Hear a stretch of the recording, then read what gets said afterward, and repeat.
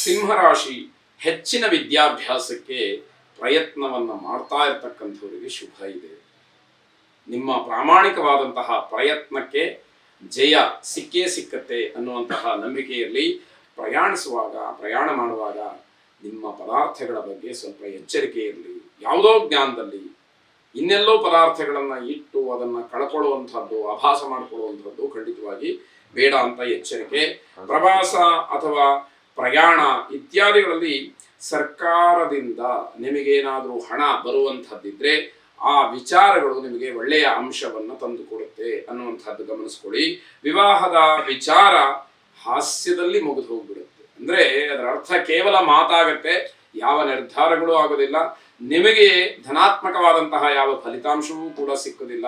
4-6 ಜನ ಒಟ್ಟಿಗೆ ಸೇರಿ ಹಾಸ್ಯಮಯವಾಗಿ ಮಾತಾಡ್ತಾ ಅದು ಹಾಸ್ಯಾಸ್ಪದವಾಗಿ ಕೊನೆಯಾಗ್ತಕ್ಕಂಥದ್ದಾಗಬಹುದು. ಸದ್ಗುರು ದತ್ತಾತ್ರೇಯರನ್ನ ಪ್ರಾರ್ಥನೆ ಮಾಡಿ, ಜಟಾಧರಂ ಪಾಂಡುರಂಗಂ ಶೂಲಹಸ್ತಂ ಕೃಪಾನಿಧಿಂ ಸರ್ವ ರೋಗಹರಂ ದೇವಂ ದತ್ತಾತ್ರೇಯಮಹಂ ಭಜೆ ಎಂಬತಕ್ಕಂತಹ ವಿಶಿಷ್ಟವಾದಂತಹ ಪ್ರಾರ್ಥನೆ ನಿಮ್ಮದಾಗಿರಲಿ. ಶುಭವಾದ. ಕನ್ಯಾ ರಾಶಿ ವಿದ್ಯಾರ್ಥಿಗಳಿಗೆ ವಿಶೇಷವಾದಂತಹ ಪ್ರಗತಿಯನ್ನು ಕಾಣೋದಕ್ಕೆ ಉತ್ತಮವಾದಂತಹ ದಿವಸ. ನಿಮ್ಮ ವಿದ್ಯಾಕ್ಷೇತ್ರ, ವ್ಯಾಸಂಗ ಕ್ಷೇತ್ರ, ಶೈಕ್ಷಣಿಕ ಕ್ಷೇತ್ರದಲ್ಲಿ ಔನ್ನತ್ಯಕ್ಕೆ ಒಂದು ದಾರಿ ಅಥವಾ ಮಾರ್ಗ ಅನ್ನುವಂಥದ್ದು ಈ ದಿವಸ ಸಿಕ್ಕತ್ತೆ. ಗೌರವ, ಸನ್ಮಾನಗಳು, ಸ್ಥಾನಮಾನಗಳು ನಿಮ್ಮ ಯೋಗ್ಯತಾನುಸಾರವಾಗಿ ನಿಮಗೆ ಬರುವಂತಹ ಸೂಚನೆಗಳು ಹೆಚ್ಚಾಗಿ ಕಾಣ್ತಾ ಇದೆ. ಪೋಷಕರ ನಿಯಮಗಳನ್ನು ಪಾಲಿಸಿದರೆ ಶುಭವಾಗುತ್ತೆ. ಅರ್ಥಾತ್ ಹಿರಿಯರು ಏನನ್ನು ಹೇಳ್ತಾರೋ ಅಥವಾ ಯಾವ ಸಲಹೆಗಳನ್ನು ಕೊಡ್ತಾರೋ, ಯಾವ ರೀತಿಯಲ್ಲಿ ಮಾರ್ಗದರ್ಶನವನ್ನು ಮಾಡ್ತಾರೋ ಅದನ್ನು ಆದಷ್ಟು ಅನುಸರಿಸ್ತಕ್ಕಂಥದ್ದು ಬಹಳ ಒಳ್ಳೆಯದು. ಯಾಕೆ ಅಂತಂದ್ರೆ ಅವರ ಅನುಭವದ ಮಾತು ಅಲ್ಲಿ ಅಡಗಿರುತ್ತೆ ಅನ್ನುವಂಥದ್ದನ್ನ ಗಮನಿಸಬೇಕು. ವಿನಾಕಾರಣ ಹಣದ ವಿಚಾರದಲ್ಲಿ ಮನಸ್ತಾಪವನ್ನು ಮಾಡಿಕೊಳ್ಬೇಡಿ. ನಿಮಗೆ ಬರಬೇಕು ಅಂತಿದ್ರೆ ಆ ಹಣ ಬಂದೇ ಬರುತ್ತೆ. ನಿಷ್ಠುರವಾಗಿ ಅದನ್ನು ಪಡ್ಕೊಳ್ತಕ್ಕಂತಹ ಅವಶ್ಯಕತೆ ಈ ದಿವಸ ಇಲ್ಲ ಅನ್ನುವಂಥದ್ದು. ಕುಲದೇವತಾ ಪ್ರಾರ್ಥನೆಯನ್ನು ಮಾಡಿ. ಶುಭವಾದ. ತುಲಾರಾಶಿ ನಿಮ್ಮ ವ್ಯಾಪಾರ, ವ್ಯವಹಾರ ಏನೇ ಇರಲಿ, ಇವತ್ತಿನ ಕಾಲಕ್ಕೆ ನೀವು ಸ್ವಲ್ಪ ಮಟ್ಟಿಗೆ ಬದಲಾಗಬೇಕು. ನಾನು ಹಿಂದಿನ ಹಾಗೇ ಇರ್ತೀನಿ ಅಂತಂದ್ರೆ ಇವತ್ತಿನ ಒಂದು ಸಮಾಜ ಅದನ್ನು ಒಪ್ಪಿಕೊಳ್ಳೋದಕ್ಕೆ ಸಿದ್ಧವಾಗಿರೋದಿಲ್ಲ.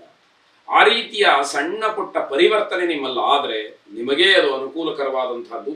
ತುಂಬಾ ಕಷ್ಟಪಡಬೇಕಾದಂತಹ ದಿನ ಆದರೂ ಕೂಡ ಸ್ವಲ್ಪ ಮಟ್ಟಿಗೆ ಲಾಭವನ್ನ ನೋಡುವಂಥದ್ದಿರುತ್ತೆ. ತಾಯಿಯವರ ಆರೋಗ್ಯದ ಬಗ್ಗೆ ಹೆಚ್ಚು ಗಮನ ಇರಲಿ. ನಿಮ್ಮ ಕರ್ತವ್ಯಕ್ಕೆ ಲೋಪವನ್ನ ಮಾಡಬೇಡಿ ಅನ್ನುವಂತಹ ಅರ್ಥ. ತಾಯಿಯವರನ್ನ ಚೆನ್ನಾಗಿ ನೋಡ್ಕೊಳ್ಳಿ ಅನ್ನುವಂಥದ್ದು. ತಾಳ್ಮೆಯಿಂದ ಯೋಚನೆಯನ್ನ ಮಾಡಿ ನಿರ್ಧಾರವನ್ನು ಮಾಡಿದಾಗ ನಿಮಗೆ ಶುಭ ಮತ್ತು ಲಾಭ ಇನ್ನಷ್ಟು ಹೆಚ್ಚಾಗ್ತಕ್ಕಂಥದ್ದು. ಮಹಾಲಕ್ಷ್ಮಿಯನ್ನ ಪ್ರಾರ್ಥನೆ ಮಾಡಿ. ನಮಸ್ತೇಸ್ತು ಮಹಾಮಾಯೆ ಶ್ರೀಪೀಠೆ ಸುರಪೂಜಿತೆ ಶಂಖ ಚಕ್ರ ಗದಾಹಸ್ತೆ ಮಹಾಲಕ್ಷ್ಮೀ ನಮೋಸ್ತುತೆ ಎಂಬ ಮಂತ್ರವನ್ನ 8 ಬಾರಿ ಹೇಳಿಕೊಳ್ಳಿ. ಶುಭವಾದ. ವೃಶ್ಚಿಕ ರಾಶಿ ಮನೆಯಿಂದ ಹೊರಗಡೆ ಹೋಗಿ ವ್ಯವಹರಿಸುವಾಗ ಸ್ವಲ್ಪ ಎಚ್ಚರಿಕೆ ಇರಲಿ. ಎಲ್ಲರೂ ಕೂಡ ನಿಮ್ಮವರಾಗೇ ಕಾಣ್ತಾರೆ, ಆದರೆ ಮೋಸವೋ ದ್ರೋಹವೋ ಆದ ಮೇಲೆ ನಿಮಗೆ ಗೊತ್ತಾಗ್ತಕ್ಕಂಥದ್ದಾಗುತ್ತೆ. ಮಾಹಿತಿಯನ್ನ ಸರಿಯಾಗಿ ತಿಳ್ಕೊಳ್ಳದಲೇ ಹಣ ಹೂಡಿಕೆಯನ್ನ ಮಾಡಬೇಡಿ. ಯಾವುದೇ ರೀತಿಯ ಹಣ ಹೂಡಿಕೆ ಮಾಡಬೇಕಾದ್ರೆ ನಿಮಗೆ ಪರಿಪೂರ್ಣವಾದಂತಹ ಮಾಹಿತಿ ಬೇಕು. ಯಾವುದೋ ಜಾಹೀರಾತನ್ನು ನೋಡೋದು, ಇನ್ಯಾರೋ ಹಣ ಹೂಡಿಕೆಯನ್ನು ಮಾಡಿ ಅವರು ಶ್ರೀಮಂತರಾಗಿಬಿಟ್ಟಿದ್ದಾರೆ, ಅವರಿಗೆ ಅನುಕೂಲ ಆಗಿದೆ ಅನ್ನುವಂತಹ ಭಾವನೆಯಲ್ಲಿ ನೀವು ಹಣ ಹೂಡಿಕೆಯನ್ನು ಮಾಡೋದಕ್ಕೆ ಮುಂದಾಗುವಂಥದ್ದು ಎಲ್ಲ ನಿಮಗೆ ತೊಂದರೆಗೆ ಕಾರಣವಾಗುತ್ತೆ. ಸ್ವಲ್ಪ ಮಟ್ಟಿಗೆ ಎಚ್ಚರಿಕೆ ಇರಲಿ ಅಂತಕ್ಕಂಥದ್ದು.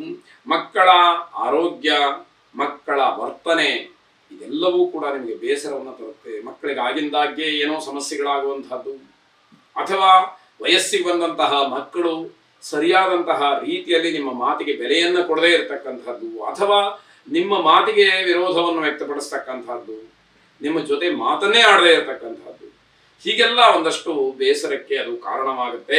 ಅನಗತ್ಯವಾದಂತಹ ಪ್ರಯಾಣವನ್ನು ಮಾಡಬೇಡಿ. ಯಾವುದೋ ಖುಷಿ ಸಿಕ್ಕತ್ತೆ ಅನ್ನುವ ಭಾವನೆಯಲ್ಲಿ ಬೇಡದೇ ಇರತಕ್ಕಂತಹ ಪ್ರಯಾಣಕ್ಕೆ ಮುಂದಾಗ್ಬಿಟ್ರೆ ಅದು ಕೂಡ ತೊಂದರೆಗೆ ಕಾರಣವಾಗುತ್ತೆ.